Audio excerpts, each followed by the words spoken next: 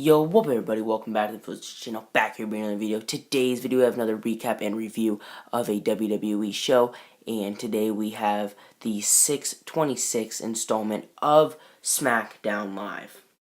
Smackdown Live opens up with Miz TV, and it's the Miz just showcasing everything that the Bludgeons did to Daniel Bryan last week on Smackdown, and the Bludgeons kind of circle on Miz like they're going to beat him up.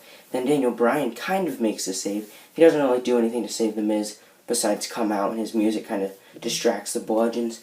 And Daniel Bryan's like, so which one of you am I going to face tonight? And that pretty much planted the seeds for what I think's going to be the main event, but I'm not sure. But later tonight we will have one of the Bludgeons. It does look like it's going to be Luke Harper versus Daniel Bryan. Next we move backstage where we had the New Day, and Xavier was just getting ready for his match against Rusev by drinking some type of pancake milkshake. Rusev and Xavier had a not bad of a match. I mean, it was a SmackDown Live match, so there was really nothing big that happened here. And Rusev ended up tapping out Xavier Woods with the accolade. No interference from Aiden English or the New Day. That was really substantial or impactful. And with that, I really hope the New Day don't become jobbers after this. But after the match, Rusev actually got on the mic and talked himself. Aiden English didn't talk. Lana didn't talk. It was all Rusev, just him in the ring talking and really just building up the match against AJ Styles. He didn't really say anything important. He was really just building up the match against AJ Styles at Extreme Rules for the WWE Championship.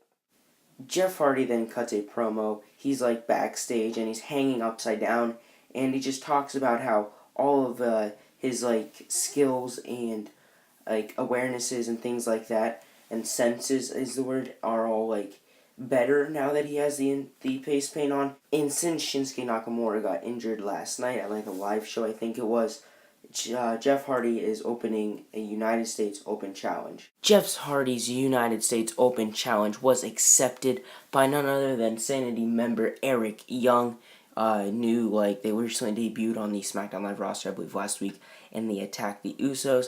The match itself was pretty good. It's kind of crazy to think that these guys, I think they face each other. I imagine they were able to face each other down in TNA, and if they didn't, they were still in the same company and same brand down in TNA 10 years ago.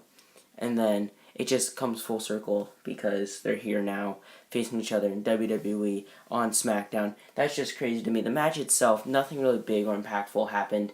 It ended up breaking down in utter chaos at the end when the Usos came out and attacked the other two Sanity members. Eric Young got involved to defend his men, and then just turned into a huge six-way brawl. And then we came back from commercial, and we ended up having a six-man tag match. Six-man tag was a really good match. Everyone got in everything they needed to. The babyfaces won. The Usos, they're kind of still keeping up their hoodlum gimmick, I kind of want to call it, but their Ambrose Asylum, their Uso Penitentiary gimmick, they're still trying to keep that up, but they're good guys now, I guess, kind of teaming with Jeff Hardy. But yeah, so Jeff Hardy ended up pinning Alexander Wolf for his team to win. Alexander Wolf's kind of the person that always gets pinned whenever Sanity loses, and I'm kind of confused why they had Sanity lose here. The Usos could have easily taken the pin. They got beat up last week, but maybe they don't see that much in Sanity, and they're just kind of gonna flounder like Ty Dillinger does. Becky Lynch versus Sonya Deville is the next match. This match occurred because of a confrontation they had backstage live on WWE.com. And the match itself was pretty good. It was a pretty evenly based matchup, and both women left looking strong. Sonya Deville and Mandy Rose had a bit of an issue where Becky Lynch threw Sonya Deville into Mandy Rose, who was trying to distract Becky, and that's how Mandy Rose got knocked out, or not knocked out, but knocked down. Wow, that was awful. And so Mandy was on the ground. Sonya was concerned, got put in the disarmor and tapped out, and Becky won the match.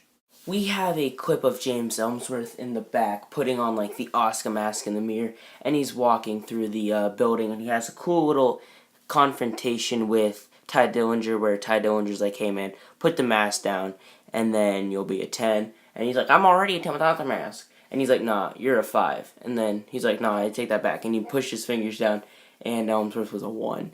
So after that, we ended up having Andrade Cien Almas and Selena Vega cut one of those weird promos where like they have like big text for the impactful words, and nothing really important was said from this. They were just talking about how they're here to take over SmackDown Live. James Ellsworth comes down to the ring and he's like, Asuka, I'm a real man and I can accept that I wasn't ready for you last week. And he starts undressing in the ring. And then he's like, you know what, Asuka? I'm ready this week. And he challenged Asuka to come down to the ring and try to beat him up again. And before Asuka ended up coming out, Paige came out. Paige is in the ring, and she's like, you know what, James Ellsworth? I don't like what you were pulling at Money in the Bank. So, at Extreme Rules, Carmella's going to have to defend her SmackDown Live Women's Championship against Asuka. And then James Ellsworth is like, hey, that's not why you're down here. You're down here to ask me on a date. And Paige is like, okay, fine, let's have a date next Tuesday. And then she's like, nope, it's not a match. It's a date. Or it's not a date, it's a match. And it's against Asuka. Before his match against Luke Harper, Daniel Bryan is found in the back warming up with the club. Daniel Bryan and Luke Harper had the amazing match we all knew they were going to have. It was just a great one-on-one match until Eric Rowan interfered and started beating down on Daniel Bryan. And then, guess who appears to save the day? None other than the returning Kane. Oh my god, what a moment. In the end, Kane gets rid of the bludgeons, and then they're like going for the hug it out. The fans are going, hug it out. It's just a great heart-filling moment.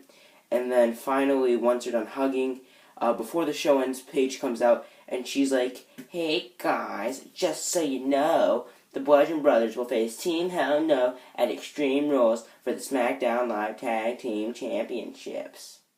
Well, guys, there you have it. This was the review and recap of SmackDown Live from 6/26. With that said, hopefully you all did enjoy it. I do thank you all so very much for watching, and I'll see you next time.